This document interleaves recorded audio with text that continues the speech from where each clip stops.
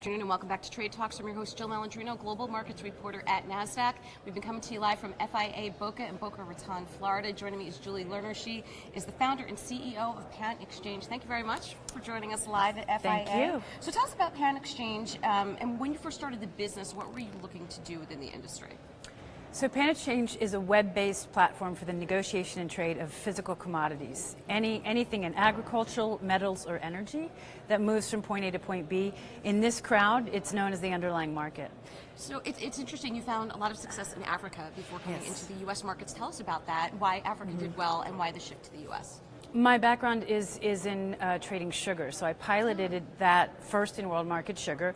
And after that was a successful launch, we tweaked it a little bit, and I looked for a proof of concept market and received a contract to test it out with a dozen commercial farmers and millers in Kenya, only for corn. And flash forward, now we have over 30 agricultural products trading, an office in Kenya and another one in Uganda.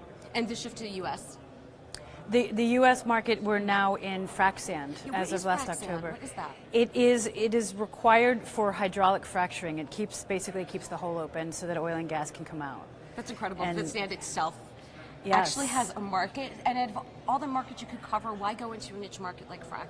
So it met all of our methodology criteria. The biggest factors were that it was surging demand, new suppliers coming on board, and virtually no price transparency at all.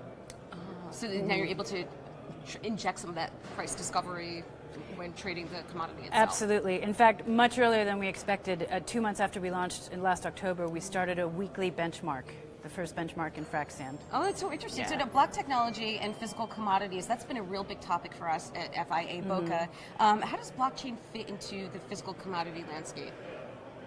So theoretically, it's fantastic. But there's a lot of hurdles and a lot of questions that need to be addressed. I think the best solution is the one that's going to come from an industry consortia that says these are the different systems that we want to use, and this is how you should tweak it for us, because they're ultimately the ones using it. But it's not just that. You have to decide what is the blockchain you're going to use for financial money transfer, the payments. What are you going to use for the bill of lading? What are you going to use for the origin documentation and quality tests and so forth? So it's not just the blockchain. There's a lot of hairy parts to the deal that need to be negotiated. That's really interesting. Yeah. Thank you so much, Julie, for joining us at FIA. Thank Traders, you. thank you for joining me throughout the day. I'm Jill Malandrino, Global Markets Reporter at Nasdaq.